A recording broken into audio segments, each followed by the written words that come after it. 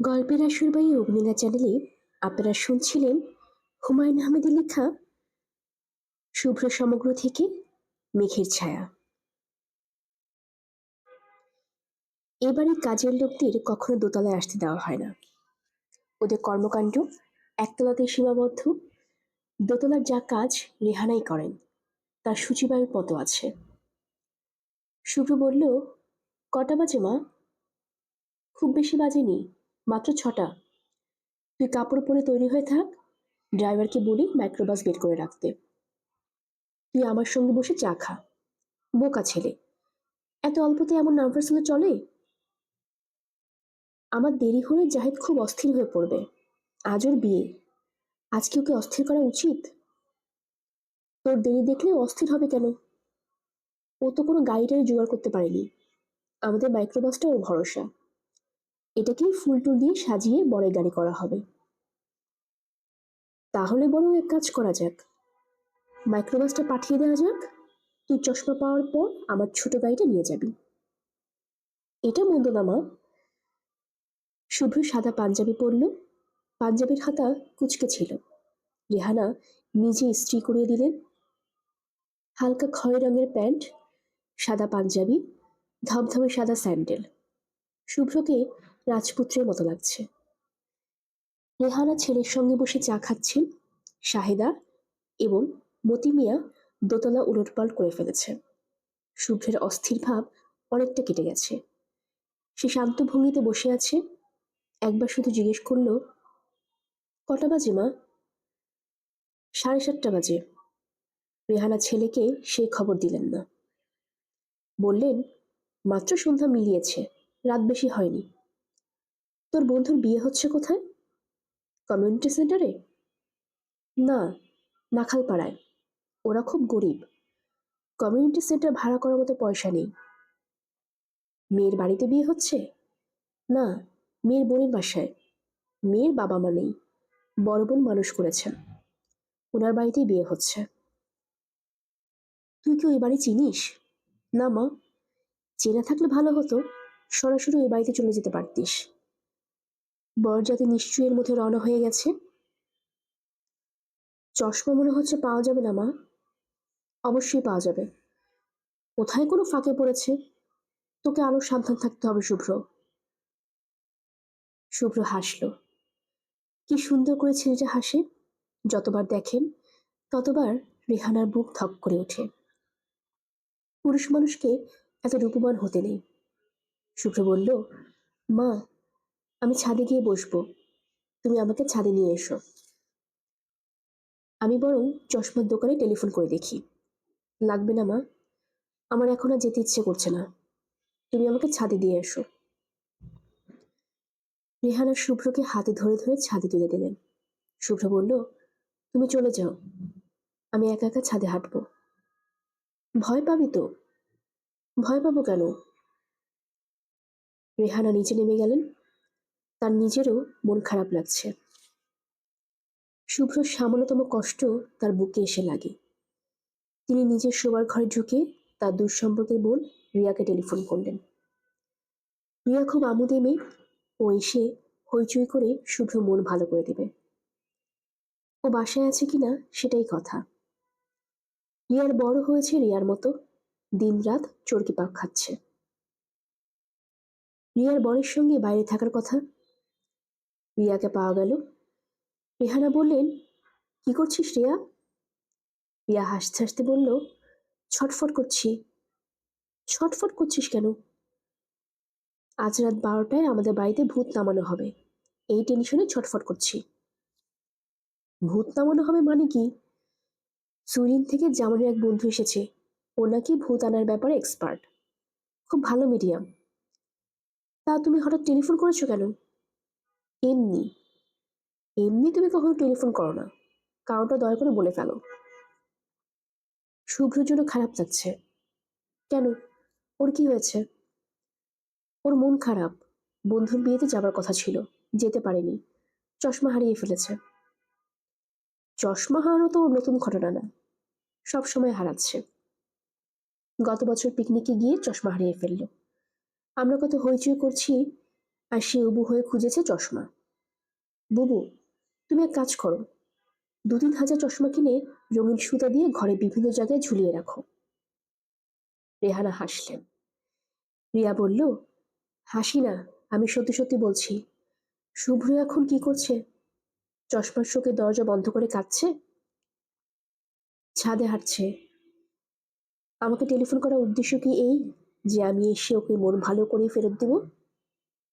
না থাক, তো প্রোগ্রাম আছে। প্রোগ্রাম কিছু না, ভূতের সঙ্গে অ্যাপয়েন্টমেন্ট। মানুষের অ্যাপয়েন্টমেন্ট যেরকম বাতিল করা যায়, ভূতেরটাও যায়। আমি এসে ওকে নিয়ে যাচ্ছি। আর শোনো, তুমি কি শুভ্রের বিয়ে টিয়ে দেওয়ার কথা ভাবছো? মাত্র তো পাশ করলো। ওর বয়স এখন কত যাচ্ছে? 24 না? 27? কি সর্বনাশ! বিয়ের বয়স তো চলে যাচ্ছে। আর দেরি করা ঠিক হবে না। আমার চেনা একটি মেয়ে আছে, আমার মতোই রূপবতী। বিহারি মেয়ে। বিহারি হলেও বোঝার উপায় নেই, বাঙালি কালচার ধরে ফেলেছে। রবীন্দ্রসঙ্গীত গায়, জীবনানন্দের কবিতা পড়ে।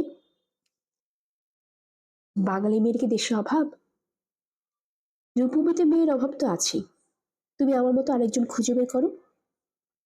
আমি তোমাকে 1,000 টাকা দেব। শুভ্রকে তো আর যার তার সঙ্গে বিয়ে দেওয়া যাবে না, তার পাশে রাজকন্যা লাগবে। যাই হোক, বুবু, তুমি শুভ্রকে তৈরি হতে বলো। আমি আসছি। বিহারি মেয়েটির একটা ছবি আমার কাছে আছে। আসার সময় কি নিয়ে আসবো? তুই নিজে আয়, ছবি টবি কিছু আনতে হবে না। শুভ্র তাদের ছাদের ঠিক মাঝখানে মূর্তির মতো দাঁড়িয়ে আছে। তার মুখ আকাশের দিকে, তবে চোখ বন্ধ। চোখ বন্ধ করে আকাশের দিকে তাকিয়ে থাকার কি মানে রেহানা বুঝলেন না। তিনি ডাকলেন, এই শুভ্র। শুভ্র মার দিকে তাকালো। রেহানা আনন্দিত গলায় বললেন, এই নে চশমা। পাওয়া গেছে। বারান্দায় যে ফুলের টবটা আছে, ওই টবের পেছনে পড়েছিল। শুভ্র মার হাত থেকে চশমা নিতে নিতে মৃদু স্বরে বলল, থ্যাঙ্কস মা। রেহানা বললেন, আমি তো ভেবেই পাচ্ছি না চশমা ওখানে কিভাবে গেল। পাওয়া গেছে, এটাই বড় কথা। মাঝখান থেকে তোর যাত্রা নষ্ট। আর ঘন্টাখানেক আগে পাওয়া গেলে কি ক্ষতি হতো? তোর মন নিশ্চয়ই খারাপ। না মা, মন ঠিক করে ফেলেছি। কিভাবে ঠিক করলি? আমার মন ঠিক করার কিছু নিজস্ব টেকনিক আছে, আমাকে শিখিয়ে দে। আমারও তো প্রায় মন খারাপ থাকে। আমার টেকনিক কাউকে শেখানো যাবে না, উদ্ভট সব টেকনিক। শুনলে তুমি ভাববে আমার মাথা খারাপ। তোর মাথা খানিকটা খারাপ তো বটেই। শোন শুভ্র, তোর রিয়া খালা আসছে, তুই তার সঙ্গে ঘুরে আয়, তোর ভালো লাগবে। ছাদে ঘুরতে আমার ভালো লাগছে মা। তুই কাপড় চোপড় পরে সুন্দর করে সেজে বসে আসিস, রিয়ার সঙ্গে ঘুরে আয়, তোর ভালো লাগবে। আমি যাব না মা, আমার কোথাও যেতে ইচ্ছে করছে না। দুজন ছাদ থেকে নেমে আসছি। রেহানা বললেন, আমার হাত ধর, হাত ধরে নাম। হাত ধরতে হবে না মা, এখন চোখে চশমা আছে, সব দেখতে পাচ্ছি। চশমা থাকলে বুঝি আর মা হাত ধরা যায় না? শুভ্র মার হাত ধরে থমকে দাঁড়ালো, নিচু গলায় বলল, মা, তুমি আমার চশমাটা লুকিয়ে রেখেছিলে যাতে আমি আমার বন্ধুর বিয়েতে যেতে না পারি। তুমি চাও না আমি আমার দরিদ্র বন্ধুদের সঙ্গে মিশি?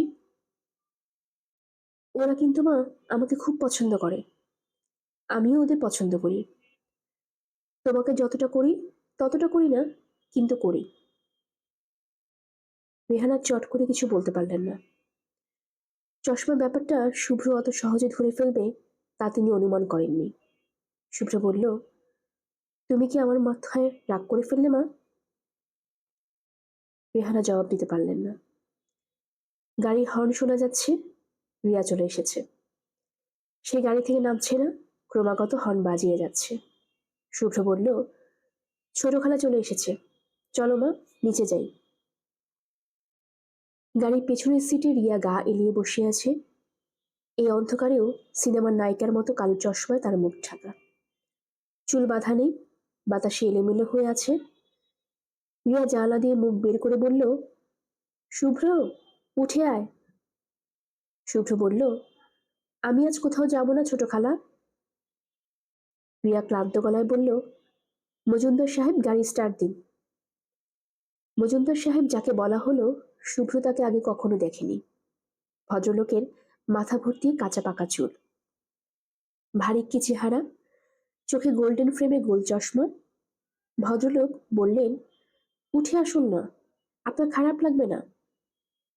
রিয়া বলল, মজুমদার সাহেব, ওর সঙ্গে কথা বলে সময় নষ্ট করা কোনো মানে হয় না। ও যখন বলেছে যাবে না, তখন যাবে না। আমি ওকে হাড়ে হাড়ে চিনি। রাগ করেছো খালা? অফকোর্স রাগ করেছি। আমি তো তোর মতো সুপারম্যান না যে আমার মধ্যে রাগ ঘৃণা থাকবে না। তুই চশমা পেয়েছিস? হ্যাঁ। পাঞ্জাবিতে তোকে দারুণ লাগছে রে শুভ্র। তোদের বাড়িতে কেন আসি না জানিস? যতবারই আসি ততবারই মনে হয় তুই আগের চেয়ে সুন্দর হয়েছিস। অন্যের সৌন্দর্য আমি সহ্য করতে পারি না। মজুমদার সাহেব, শুভ্রকে সিনেমার নায়কের মতো লাগছে না? বাংলা ছবির নায়কের কথা বলছেন? না না, শুভ্রকে লাগছে পিটার ও টুলের মতো। ফিগারেও মিল আছে। শুভ্র, উঠে আয় না, অনেকদিন তোর সঙ্গে গল্প করি না। আজ ইচ্ছে করছে না ছোট খালা। তোর জন্যে আমি মেয়ে দেখে বেড়াচ্ছি, তুই জানিস? দুইজন প্রাইমারি সিলেকশন পেয়েছে। তোর মা একজনকে দেখেছিল, আমি বাতিল করে দিয়েছি। ভালো করেছ। তুই আয় শুভ্র, তোর সঙ্গে কথা আছে। না, আজ না। মজুমদার সাহেব গাড়ি স্টার্ট দিলেন। শুভ্র গাড়ির বারান্দায় দাঁড়িয়ে রইল। হঠাৎ করে তার মনে হচ্ছে কিচ্ছু করার নেই। ইদানিং এই অনুভূতি তার ঘন ঘন হচ্ছে। ছোট খালার সঙ্গে চলে গেলেও হতো। না যাওয়ার পেছনে তার প্রধান যুক্তি হলো, ছোট খালা তাকে রাতের বেলা ফিরতে দিত না। তার থেকে যেতে হতো। অন্যের বাড়িতে থাকতে তার ভালো লাগে না। তার নিজের ধারণা সে অন্ধ। কোনো অন্ধ তার পরিচিত জায়গা ছাড়া স্বস্তি পায় না, সেও পায় না। দারোয়ান গেট বন্ধ করে এগিয়ে আসছে। এই দারোয়ানের নতুন অ্যাপয়েন্টমেন্ট হয়েছে। দারোয়ান বলল, ভাইজান, বাগানে বসবেন? চেয়ার এনে দেব? না। গোমেজ কৌতূহলী চোখে তাকে দেখছে। কি দেখছে এত আগ্রহ নিয়ে? শুভ্র বলল, কিছু বলবে গোমেজ? জি না। স্যার, আপনার চশমা পাওয়া গেছে? হ্যাঁ, পাওয়া গেছে। শুভ্র মনে মনে হাসল। তার চশমা হারানো মনে হচ্ছে বিরাট ঘটনা হয়ে গেছে। কে জানে, বাবা অফিস থেকে ফিরেও হয়তো জিজ্ঞেস করবেন, শুভ্র, চশমা পাওয়া গেছে? বাবা আজ ফিরতে তো দেরি করছে কেন? তার অফিসে আবারও কি কোনো সমস্যা হয়েছে? শুভ্র তার জন্য অপেক্ষা করতে লাগলো। বাবার ফিরতে দেরি হলে সে মাঝে মাঝে গেটের কাছে অপেক্ষা করে। অপেক্ষা করতে তার ভালো লাগে। ইয়াজুদ্দিন সাহেব রাত 10টায় ফিরলেন। বাড়িতে তখন এক ধরনের চাঞ্চল্য দেখা দিল। তিনি অফিসে কাপড় দোতলায় ওঠেন না। একতলায় তিনি গরম পানিতে গোসল সারেন। নতুন এক সেট কাপড় এবং চটি জুতা পায়ে দোতলায় ওঠেন। দোতলায় না ওঠা পর্যন্ত সচরাচর কথা বলেন না। তার সবকিছুই ঘড়ি ধরা। ডিনার খেতে বসেন 9টা 30-এ, ঘুমোতে যান 10:30টায়। আজ নিয়মেই কিছু ওলটপালট হয়েছে। রিয়াজউদ্দিন সাহেব ডাইনিং রুমে যখন ঢুকলেন তখন 10টা 20 বাজে। শুভ্র একা বসে আছে। টেবিলে খাবার দেওয়া হয়েছে। মতি মিয়া একটু দূরে দাঁড়িয়ে আছে। রিয়াজউদ্দিন সাহেব বললেন, তোমার মা কোথায় শুভ্র? মা শুয়ে আছে বাবা, তার মাথা ধরেছে। রাতে কিছু খাবেন না। তোমার না আজ বন্ধুর বিয়েতে যাবার কথা ছিল, যাওনি? না। যাওনি কেন? শুভ্র বাবার দিকে তাকিয়ে হাসল। রিয়াজউদ্দিন সাহেব এই হাসির অর্থ জানেন। এই হাসির অর্থ হচ্ছে শুভ্র এই প্রসঙ্গে আর কিছু বলতে চায় না। রিয়াজউদ্দিন সাহেব 1 চামচ ভাত নিলেন। 3-4 রকমের তরকারি আছে, কোনোটাই তার মনে ধরছে না। তিনি ডালের বাতির দিকে হাত বাড়ালেন। ডাইনিং রুমে শুধু তিনি এবং শুভ্র। মতি মিয়া চলে গেছে। এই বাড়ির নিয়ম হচ্ছে সব খাবার দাবার টেবিলে সাজিয়ে কাজের লোকেরা দূরে সরে যাবে। এই নিয়ম ইয়াজউদ্দিন সাহেবের করা। তিনি তার জরুরি কথাবার্তা যা বলার তা খাবার টেবিলেই বলেন। তিনি চান না বাইরে কেউ এসব কথাবার্তা শুনুক। শুভ্র, জি, তোমাদের রেজাল্ট কবে হবে? তুমি কিছু জানো? খুব শিগগিরই হবার কথা। এখন কি করবে কিছু ভেবেছো? না, দেশের বাইরে গিয়ে যদি পড়াশোনা করতে চাও করতে পারো। আমার বাইরে কোথাও যাওয়ার ইচ্ছে করে না। কেন? শুভ্র আবারও হাসল। ইয়াজউদ্দিন সাহেব বললেন, পড়াশোনা করার জন্য যেতে চাও না, বেড়াবার জন্য যাও। এরপর আর সময় পাবে না। সময় পাবো না কেন? আমি অবসর নেব বলে ভাবছি। এক জীবনে প্রচুর পরিশ্রম করেছি। এখন আর আগের মতো পরিশ্রম করতে পারি না। পরিশ্রম করতে ভালোও লাগে না। এক জীবনে সঞ্চয় যা করেছি তা আমার কাছে যথেষ্ট বলে মনে হয়। তোমাকে এই সঞ্চয় আমি বাড়াতে বলছি না। তুমি যা আছে তা শুধু ঠিক রাখবে। শুভ্র সহজভাবে বলল, তোমার কত টাকা আছে বাবা? চট করে বলতে পারবো না, তবে আমাকে দেখে বা আমার জীবনযাপন পদ্ধতি দেখে আমার অর্থবিত্ত সম্পর্কে ধারণা করা সম্ভব না। আমি খুব লো প্রোফাইল মেনটেন করি। তুমি বলতে চাচ্ছ তোমার প্রচুর টাকা? হ্যাঁ। টাকা তোমার কাছে কখনো ঝামেলা বলে মনে হয়নি? টাকা ঝামেলা মনে হবে কেন? টাকার অভাবে ঝামেলা বলে মনে হয়েছে। শুভ্র কিছু বলতে গিয়েও বলল না, থেমে গেল। ইয়াজউদ্দিন সাহেব শান্ত স্বরে বললেন, তুমি কি কিছু বলতে চাচ্ছ?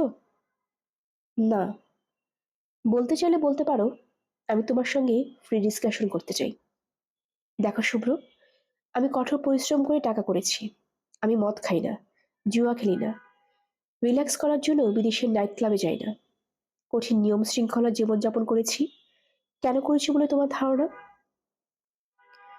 কোনো বিশেষ উদ্দেশ্য নিয়ে করনি। তোমার স্বভাবই হচ্ছে এরকম। এক এক মানুষ এক এক রকম। ইয়াজউদ্দিন সাহেব বেশ কিছুক্ষণ ভ্রু কুঁচকে ছেলের দিকে তাকিয়ে রইলেন। প্রসঙ্গ পরিবর্তন করলেন। হালকা গলায় বললেন, তোমার মা তোমাকে বিয়ে দিতে চাচ্ছেন। ওই দিন কি এক মেয়ের কথা বললেন? বিয়ের ব্যাপারে তুমি কি কিছু ভাবছো? না, কিছু ভাবছি না। তোমার পছন্দের কেউ কি আছে? থাকলে বলতে পারো। শুভ্র হাসল। ইয়াজউদ্দিন সাহেব টেবিল ছেড়ে উঠে দাঁড়ালেন। মতি মিয়া অপেক্ষা করছিল। টিকোজি টাকা চায়ের পট নিয়ে ঢুকল। ইয়াজউদ্দিন সাহেব ডিনারের পর পর হালকা লিকারে এক কাপ চা খান। শুভ্র বাবার পেছনে দাঁড়িয়ে আছে। বাবার হাত ধোয়া হলে সে হাত ধুবে। শুভ্র বলল, তোমাকে একটা কথা বলা বোধহয় দরকার বাবা। আমি স্বাভাবিক জীবনযাপন করতে চাই। আমার টাকা পয়সার দরকার নেই। আমি তোমার কথা বুঝতে পারছি না। তুমি কি এ বাড়িতে অস্বাভাবিক জীবনযাপন করছো? শুভ্র চুপ করে রইল। ইয়াজউদ্দিন তীক্ষ্ণ গলায় বললেন, তোমার কি ভবিষ্যৎ কোনো পরিকল্পনা আছে? হ্যাঁ আছে। আমি কি জানতে পারি? অন্য একদিন বলবো বাবা। আজ বলতে সমস্যা কি? আজ তুমি আমার কথা মন দিয়ে শুনবে না। যে কোনো কারণে হোক, আজ তুমি উত্তেজিত। এসো চা খাই। দুজন নিঃশব্দে চায়ের পেয়ালা হাতে বসল। ইয়াজউদ্দিন সাহেব কোনো একটা মজার কথা বলতে চাচ্ছেন, হালকা কোনো রসিকতা। এনেকডোটস। চায়ের টেবিলে এই কাজটা তিনি প্রায়ই করেন। আশ্চর্য, কোনো রসিকতা মনে পড়ছে না। তিনি আসলেই উত্তেজিত। মতি, মতি মিয়া। মতি এসে দাঁড়ালো। মতি কি জন্যে ডেকেছেন ইয়াজউদ্দিন সাহেব মনে করতে পারলেন না। কটা বাজে মতি? মতি বিস্মিত হয়ে তাকাচ্ছে। প্রশ্নটা অর্থহীন। ইয়াজউদ্দিন সাহেবের হাতে ঘড়ি আছে, দেয়ালে ঘড়ি। এইবারে এমন কোনো ঘর নেই যেখানে দেয়ালে ঘড়ি টিকটিক করছে না। স্যার, 11টা বাজে। আচ্ছা যাও। শুভ্র বলল, বাবা, তোমার কি শরীর খারাপ লাগছে? তুমি ঘামছো। শরীর খারাপ লাগছে না। গরম লাগছে। তুমি কি আমার সঙ্গে খানিকক্ষণ বারান্দায় বসবে? অবশ্যই বসবো। অনেকদিন তোমার সঙ্গে কথা হয় না। আমি নিজে ব্যস্ত থাকি, তুমিও সম্ভবত ব্যস্ত থাকো। আমি তো ব্যস্ত থাকি না, আমার আসলে কিছুই করার নেই। আমি শুনেছি সারাদিন তুমি বাসায় থাকো না? কি করো? রাস্তায় রাস্তায় ঘুরি বাবা। কেন? কারণ নেই কোনো, এমনি। কলাবাগানে এক বাসায় তুমি যাও, প্রায়ই যাও। কার বাসা? শুভ্র সহজ গলায় বলল, তুমি কি করে জানলে বাবা? ইয়াজউদ্দিন খানিকটা অস্বস্তির সঙ্গে বললেন, আমাকে খোঁজ খবর রাখতে হয়। তুমি পৃথিবীর সম্পর্কে অনভিজ্ঞ, যে কোনো সময় ঝামেলায় পড়তে পারো। বাবা হিসেবে এইটুকু সাবধানতা দেওয়া অন্যায় নয় নিশ্চয়ই। ন্যায় অন্যায়ের কথা বলছি না, আমার মজা লাগছে তাই জিজ্ঞেস করছি। তুমি কোথাও যাও না যাও সে সম্পর্কে একটা রিপোর্ট দেবার জন্য আমি একজনকে বলেছিলাম, সে রিপোর্ট দিয়েছে। পড়তে চাও? না। কলাবাগানে তুমি যে বাসায় যাও সেটা কার বাসা? রিপোর্টে কি লেখা নেই? লেখা আছে, তবু তোমার মুখ থেকে শুনতে চাই। সাবেরের বাসা। সাবের কলেজে আমার সঙ্গে পড়তো।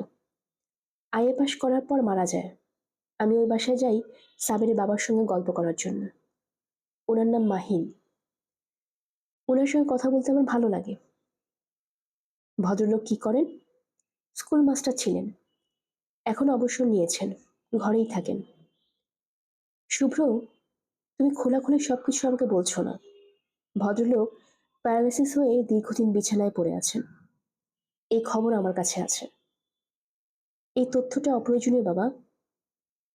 কোনো তথ্যই অপ্রয়োজনীয় নয়। ওই বাসায় মাহিন সাহেব ছাড়া আর কে থাকে? তোমার রিপোর্টে কি লেখা নেই? হ্যাঁ আছে। তারপরও তোমার মুখ থেকে শুনতে চাই। শুভ্র বলল, তুমি বলছিলে বারান্দায় বসবে, চলো বারান্দায় বসি। ইয়াজউদ্দিন সাহেব উঠে দাঁড়াতে দাঁড়াতে বললেন, মাহিন সাহেবের মেয়ের প্রতি তোমার কোনো দুর্বলতা আছে? এই ব্যাপারটা আমি তোমার কাছ থেকে খোলাখুলিভাবে জানতে চাই। আমি মাহিন সাহেবের সঙ্গে গল্প করার জন্যই যাই। নিতু আপার সঙ্গে আমার কথাবার্তা হয় না বললেই চলে। তুমি মেয়েটিকে আপা ডাকো? হ্যাঁ, উনি সাবেরে 3 বছরের বড়। তারা দুজন বারান্দায় এসে বসল। শুভ্র বলল, তুমি কি আর কিছু বলবে বাবা? হ্যাঁ বলবো। তুমি বছর খানেকের জন্য দেশের বাইরে থেকে ঘুরে আসো। তোমাকে 1 বছরের ছুটি দেওয়া হলো, ফিরে এসে আমার সব দায় দায়িত্ব তুমি নিবে। একা একা ঘুরে বেড়ানোর মতো অবস্থা তোমার না। আমার ধারণা তুমি একা একা চিটাগাং থেকে ঢাকাও যেতে পারবে না। কাজেই তোমাকে একজন সফর সঙ্গী দেবার ব্যবস্থা করব। বিয়ে করে বউ নিয়ে যাবে। মেয়েও কি তুমি ঠিক করে রেখেছো? না, এখনো ফাইনাল করিনি, তবে দু একজনকে যে নেই তাও না। আমি আগেও বলেছি, এখনো বলছি, তোমার নিজের কোনো পছন্দের মেয়ে থাকলে বলতে পারো। তোমার মতামতের গুরুত্বের সঙ্গে বিবেচনা করা হবে। রাত অনেক হয়েছে, যাও শুয়ে পড়ো, আমার নিজেরও ঘুম পাচ্ছে। ইয়াজউদ্দিন সাহেব উঠে পড়লেন। তিনি অবশ্য সরাসরি তার শোবার ঘরে ঢুকলেন না, শোবার ঘরের লাগোয়া স্টাডি রুমে ঢুকলেন। নিয়মের ব্যতিক্রম হওয়ায় ঘুম চলে গেছে। সময় মতো ঘুমোতে না গেলে তার বড় ধরনের সমস্যা হয়। ঘুম ঘুম ভাবনা, কিন্তু ঘুম আসে না। ঘুম ঘুম ভাব নিয়ে বিছানায় শুয়ে থাকার কোনো মানে হয় না। তিনি শুভ্রের উপর তৈরি করা রিপোর্ট নিয়ে বসলেন। যাকে রিপোর্ট তৈরি করতে দিয়েছিলেন তাকে মনে মনে কয়েকবার গাথা বলে গালি দিলেন। তার মনে হলো রিপোর্টে কিছু কিছু জায়গায় বাড়ানো। রিপোর্টের শুরুতেই লেখা, শুভ্র সাহেব বাড়ি থেকে বের হয়ে 1 প্যাকেট সিগারেট কিনলেন। শুভ্র তা করবে না, সে সিগারেট খায় না। অবশ্য হতে পারে যে অন্য কারোর জন্য কিনেছে, মাহিন নামের ওই ভদ্রলোকের জন্যে। রেহানা স্টাডি রুমে ঢুকলেন, অবাক হয়ে বললেন, এত রাতে এখানে বসে আছো কেন? ঘুমোবে না? ঘুমোবো, এসো শুয়ে পড়ি। আমার নিজের শরীরও ভালো না, জ্বর এসেছে বলে মনে হয়। ইয়াজউদ্দিন সাহেব উঠে দাঁড়ালেন, ক্লান্ত গলায় বললেন, আচ্ছা, শুভ্র কি সিগারেট খায়? না। তুমি নিশ্চিত যে খায় না? রেহানা হাসি মুখে বললেন, ও কি করে না করে আমি জানবো না? ইয়াজউদ্দিন বিরক্ত গলায় বললেন, না, ও কি করে না করে তুমি জানো না। গলির ভেতরে গাড়ি ঢোকে না। শুভ্র গাড়ি রেখে হেঁটে হেঁটে জাহেদের বাসার সামনে এলো। জাহেদের বাসার কোনো কলিং বেল নেই। অনেকক্ষণ দরজা কড়া নাড়তে হয়। আজ কড়া নাড়তে হলো না। বাড়ির বারান্দায় কাঠের চেয়ারে জাহেদ বসে আছে। তাকে দেখে মনে হচ্ছে তার উপর দিয়ে একটা ঝড় বয়ে গেছে। সে এখনো ঝড় কাটিয়ে উঠতে পারেনি।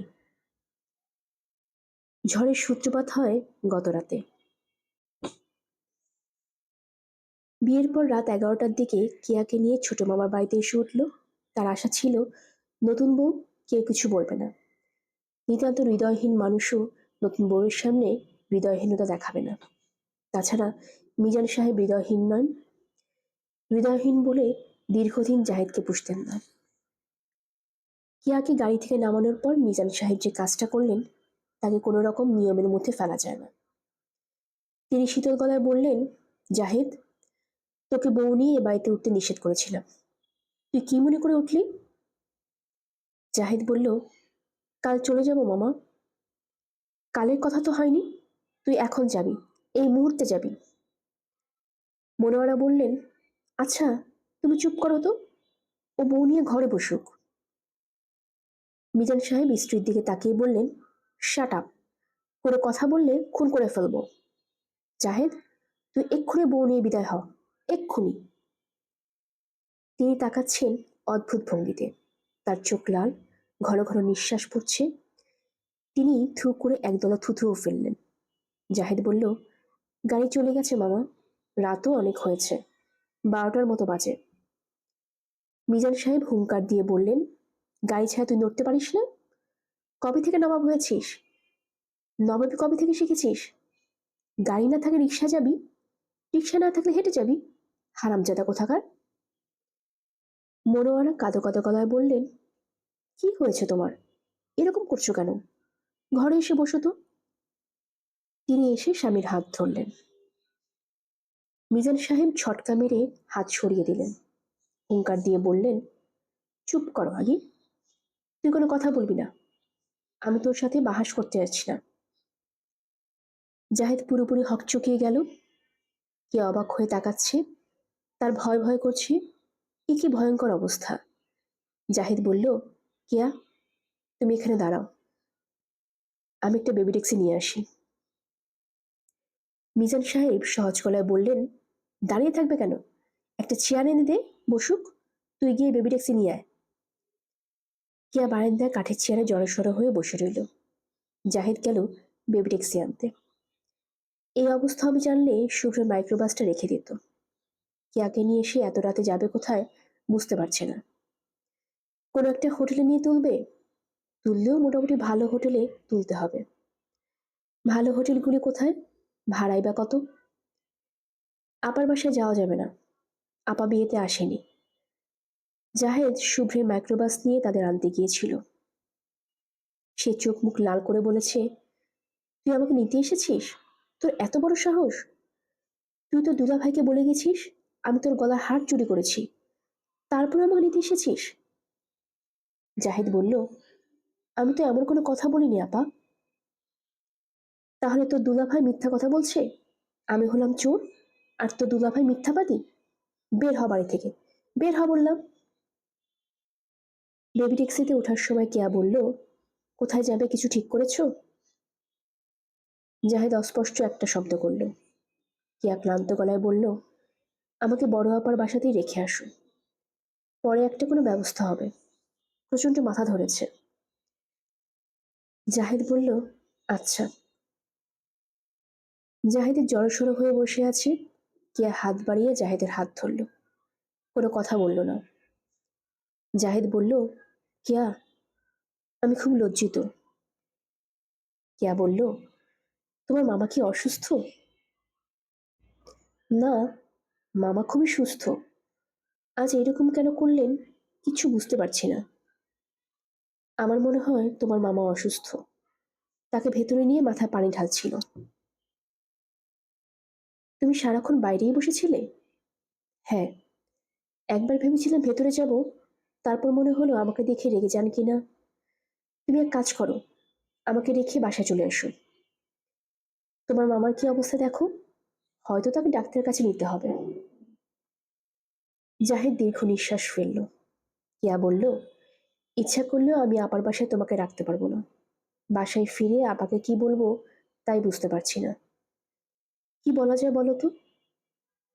জাহিদ কিছু বলল না। অসংখ্য কথা সে জমা করে রেখেছিল আজ রাতে বলার জন্য। কোনো কথাই এখন মনে পড়ছে না, মনে পড়লেও বলা সম্ভব না।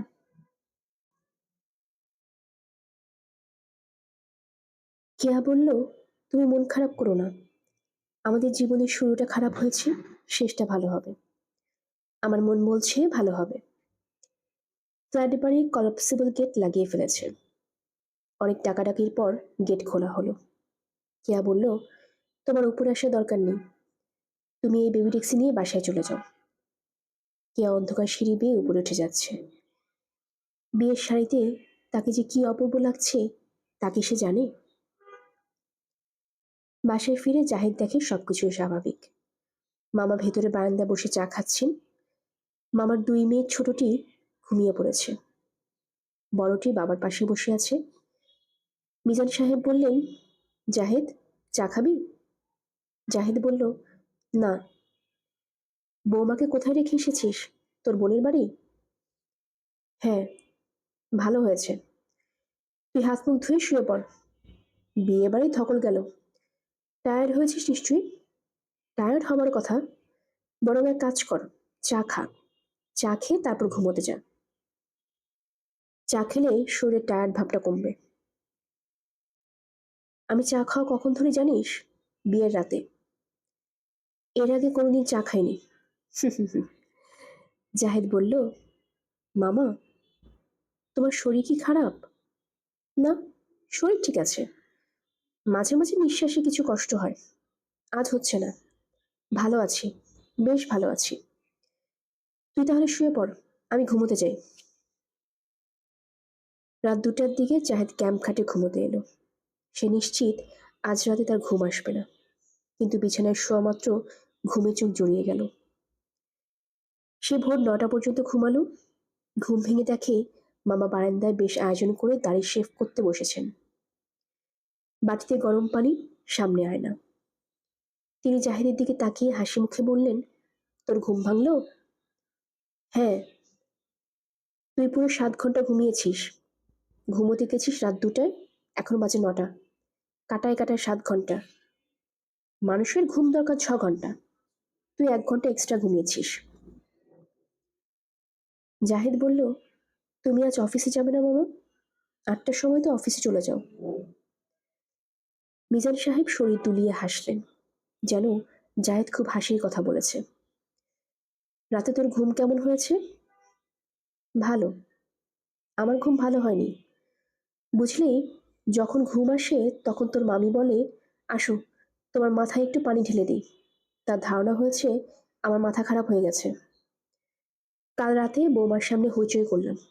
তোর মামিকে মাগে চাগে বলে ডাকলাম। সেই থেকে ভেবে বসে আছে আমার মাথা খারাপ। পানি ঢাললে যদি মাথা ঠিক হতো, তাহলে কি দেশে এত পাগল থাকতো? পানি ঢেলে সব পাগল ঠিক করে ফেলা যেত। আমার মাথা ঠিকই আছে। গত রাতে হইচই আমি ইচ্ছা করেই করেছি, এবং আমি ঠিকই করেছি। হইচই না করলে বউ নিয়ে তুই স্থায়ী হয়ে যেতি। আর হইচই যে করব সেটা তো আগেই বলে দিয়েছি, বলিনি আগে? জাহিদ চুপ করে রইল। রান্নাঘর থেকে স্বামীর কান্নার শব্দ আসছে। বড় মেয়েটা মাঝে মাঝে বারান্দায় এসে বাবাকে উঁকি দিয়ে দেখে চট করে সরে যাচ্ছে। মনে হচ্ছে সে খুব ভয় পেয়েছে। মামার মাথা সত্যি সত্যি খারাপ হয়ে গিয়েছে কিনা জাহিদ বুঝতে পারছে না। কথা বেশি বলছেন, ক্রমাগত কথা বলছেন। ক্রমাগত কথা বলে কি পাগলের লক্ষণ? হতে পারে। মিজান সাহেব দাড়ি শেভ করে টিফিন বক্সে খাবার নিয়ে অফিসে রওনা হলেন। স্বাভাবিক মানুষ। মনের দোকান থেকে একটা সিগারেট কিনলেন। পান কিনলেন। 1টার দিকে অফিসে 2জন সহকর্মী তাকে বাসায় নিয়ে এলেন। তারা বিব্রত ভঙ্গিতে বললেন, ওনার শরীরটা বোধহয় আজ ভালো না, কয়েকদিন বিশ্রাম করা দরকার। জাহিদ বলল, কি হয়েছে? তারা বললেন, কি তেমন কিছু না, একটু মাথা গরমের মতো হয়েছে, কয়েকটা জরুরি ফাইল ছিঁড়ে ফেলেছেন। আমরা ডাক্তারের কাছে নিয়ে গিয়েছিলাম, ঘুমের ওষুধ দিয়েছে, ওষুধ খাইয়ে দিয়েছি, ভালো ঘুম হলে সব ঠিক হয়ে যাবে। বিছানায় শুয়ে রাখুন, ঘুমিয়ে পড়বেন। বেবি ট্যাক্সিতে ঘুমোচ্ছিলেন। মিজান সাহেব তখন থেকেই ঘুমোচ্ছেন। মনোয়ারা কাঁদতে কাঁদতে চোখ ফুলিয়ে ফেলেছেন। মেয়েরা এখনো কিছু জানে না, তারা স্কুলে। জাহেদ বারান্দায় কাঠের চেয়ারে চুপচাপ বসে আছে। কেয়ার খোঁজে একবার যাওয়া উচিত, তাও যায়নি। শুভ্রকে আসতে দেখে সে উঠে দাঁড়ালো। শুভ্র বলল, তোর কি হয়েছে, এমন লাগছে কেন? জাহিদ বলল, মনটা খুব খারাপ, মামার শরীর ভালো না। কি হয়েছে? বুঝতে পারছি না কি হয়েছে। শুভ্র ইতস্তত করে বলল, তোর বিয়েতে আসতে পারিনি, কিছু মনে করিসনি তো? চশমা খুঁজে পাচ্ছিলাম না। বিয়ের অনুষ্ঠান কেমন হয়েছে? অনুষ্ঠান আবার কি? আমি 3বার কবুল কবুল বললাম, কেয়া 3বার বলল, ব্যাস, মামলা ডিসমিস। চা খাবি শুভ্র? খাবো। বাসায় চা খাওয়ানোর কোনো উপায় নেই, মামি সিরিয়াস কান্নাকাটি করছে। চল, মোড়ের দোকানটায় চা খাবো। শুভ্র জাহেদের পেছনে পেছনে যাচ্ছে। বিয়েতে সে উপস্থিত হতে না পারায় জাহেদ যে রাগ করেনি, তাতেই শুভ্র আনন্দিত। জাহেদ, হুম, কেয়া কোথায়? কেয়ার সঙ্গে একটু দেখা করবো ভেবেছিলাম। ও তার বোনের বাসায়। এখানে এত যন্ত্রণা, এর মধ্যে আর তাকে আনেনি। তোর মামার অসুখটা কি? এখনো ঠিক জানি না, মাথা গরম হয়ে গেছে, অফিসে ছিঁড়ে ফেলেছে। দুঃখ ধান্ধার মধ্যে থাকলে যা হয়। বাড়ি ভাড়া দেওয়া হয়নি 6 মাসের। প্রভিডেন্ট ফান্ডে 1 পয়সা নেই, লোন নিয়ে নিয়ে সব শেষ। এক লোকের কাছ থেকে মামা 10,000 টাকা ধার করেছিলেন। সেই লোক 2-3 দিন পর পর বাসায় এসে বসে থাকে। তাকে দেখলেই মামার চেহারা অন্যরকম হয়ে যায়। সব মিলিয়ে ভয়াবহ অবস্থা। তুই বুঝবি না, আয়, চা খাবো। কেয়া তার বোনের বাসায় কদিন থাকবে? থাকবে কিছুদিন। এদিকে ঝামেলা না সামলে তাকে আনতে পারছি না। কেয়ার বোনের বাসায় ঠিকানাটা আমাকে দিবি? কেন? তোদের বিয়েতে আমি একটা উপহার দেব, সামান্য উপহার।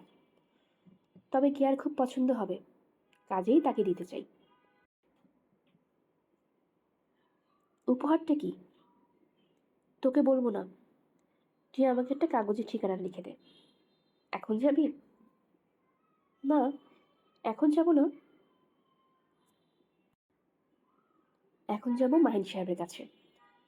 সাবিরের বাবা মাহিন সাহেব, আমি প্রায় ওনার কাছে যাই। জাহেদ চায়ের কাপে চুমুক দিতে দিতে বলল, জানি তুই মোটামুটি একটা স্ট্রেঞ্জ চরিত্র। আরেক কাপ চা খাবি শুভ্র? চাটা ভালো হয়েছে, খা আরেক কাপ। বলবো দিতে? বল। তো মাইক্রোবাসের ড্রাইভারকে ওদিন কোনো বকশিস টকশিস দেয়নি, দেওয়া উচিত ছিল। বেচারা নিশ্চয়ই এক্সপেক্ট করেছে। টাকাই নেই, বকশিস কি দিব? খেতে বললাম, খেলো না। বড়লোকের ড্রাইভার গরিবের বাড়িতে বোধহয় খায়ও না। বেশি জোরাজুরি করতেও সাহস হলো না। শুভ্র কিছু বলল না, সে নিঃশব্দে চায়ের কাপে চুমুক দিচ্ছে। সে জাহিদের জন্য 2,000 টাকা নিয়ে এসেছে। কিভাবে তাকে দেবে বুঝতে পারছে না। তার লজ্জা লজ্জা লাগছে, জাহেদ আবার যদি কিছু মনে করে। শুভ্র শেষ পর্যন্ত টাকা না দিয়ে চলে এলো। জাহেদ তাকে এগিয়ে দিতে গাড়ি পর্যন্ত এলো এবং একসময় বলল, তুই যে কত ভালো একটা ছেলে, তা কি জানিস? এইবারে কলিং বেলটা নষ্ট, টিপলে কোনো শব্দ হয় না, মাঝে মাঝে শক করে। শুভ্র কলিং বেল টিপেই বড় রকমের ঝাঁকুনি খেল। কলিং বেলে কোনো শব্দ হলো না, কিন্তু ভেতর থেকে মাহিন সাহেবের গলা শোনা গেল।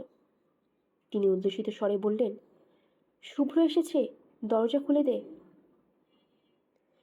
নিতু বাবাকে সকালে নাস্তা খাইয়ে দিচ্ছে। পাতলা খিচুড়ি চামচে করে মুখে তুলে দিতে যাচ্ছে। মাহিন সাহেব দেয়ালে ঠ্যাস দিয়ে বসেছেন। 9টা বেজে গেছে। বাবাকে নাস্তা খাইয়ে নিতু অফিসে যাবে। এই সময় বাসে ওঠাই এক সমস্যা। আজও হয়তো অফিসে দেরি হবে। বাবা দ্রুত নাস্তা খাচ্ছেন না। এক এক চামচ মুখে নিয়ে অনেক দেরি করছেন।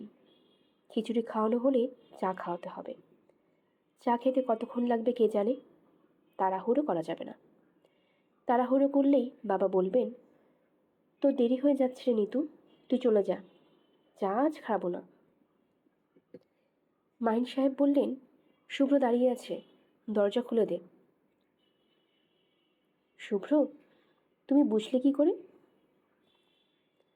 আমার স্মেলিং সেন্স খুব ডেভেলপ করেছে। আমি ওর গায়ের গন্ধ পাচ্ছি। চোখ যত নষ্ট হচ্ছে, ঘ্রাণ শক্তি তত বাড়ছে। তোমার চোখ মোটেই নষ্ট হচ্ছে না। সবসময় আজে বাজে চিন্তা করবে না। নাও, হা করো। দরজা খুলে দিয়ে আয়। কেউ আসেনি বাবা, এরে দরজা কড়া নড়ত। দরজা কড়া নড়ল। নিতু বিরক্ত মুখে খিচুড়ি বাটি নামিয়ে দরজা খুলতে গেল।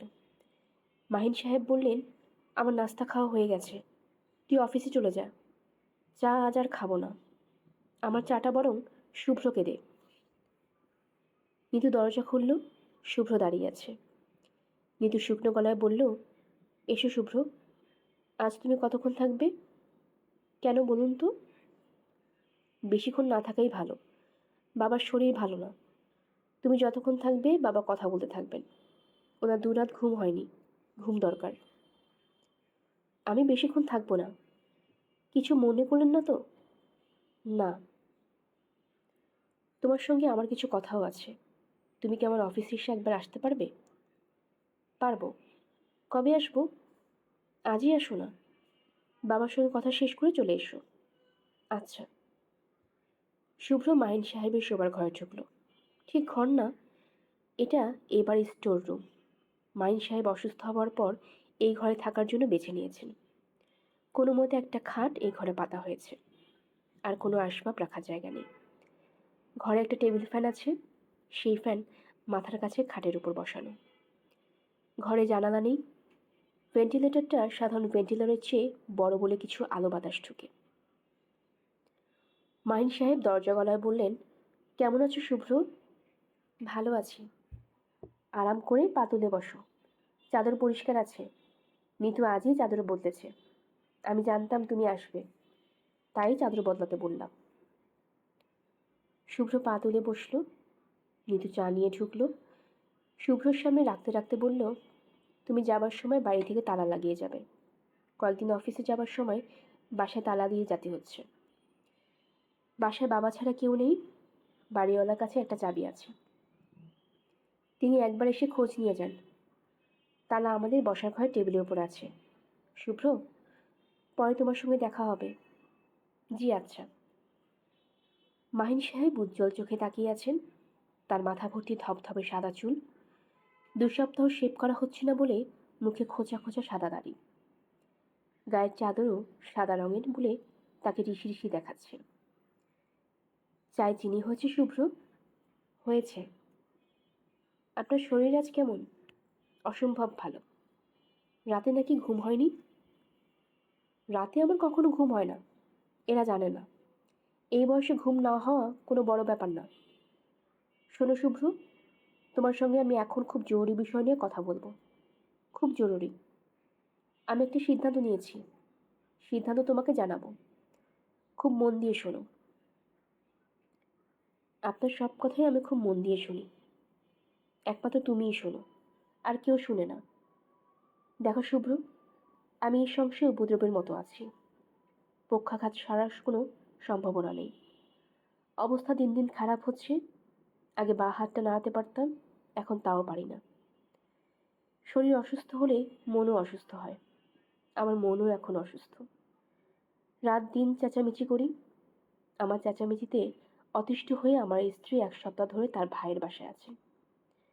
কাজের মেয়ে ছিল, সে পালিয়েছে 3 দিন আগে। তুমি কি আমার কথা মন দিয়ে শুনছো? শুনছি।